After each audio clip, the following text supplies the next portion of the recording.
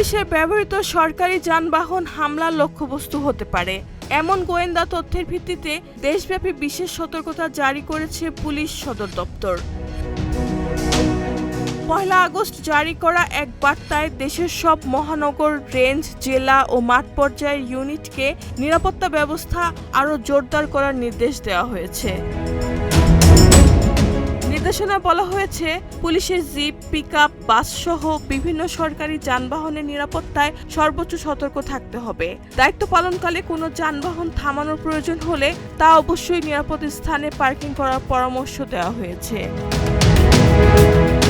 এছাড়া দায়িত্ব শেষে থানা, পুলিশ লাইনস, অফিস কম্পাউন্ড কিংবা অন্যান্য নির্ধারিত স্থানে রাখা সরকারি যানবাহনের নিরাপত্তা বাড়ানোর নির্দেশনা দেওয়া হয়েছে।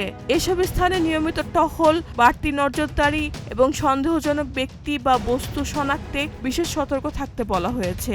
কোনো ধরনের সন্দেহজনক কার্যক্রম দেখা গেলে তাৎক্ষণিকভাবে ঊর্ধ্বতন কর্মকর্তাকে জানাতেও নির্দেশ দেওয়া হয়েছে। পুলিশ সদর দপ্তর বিষয়টিকে অত্যন্ত গুরুত্বপূর্ণ উল্লেখ করে দেশের সব ইউনিটকে নির্দেশনাগুলো কঠোরভাবে বাস্তবায়নের আহ্বান জানিয়েছে। তবে এ বিষয়ে পুলিশের সদর দপ্তরের এআইজি জানিয়েছেন, এটি পুলিশের নিয়মিত সতর্কতামূলক নির্দেশনা।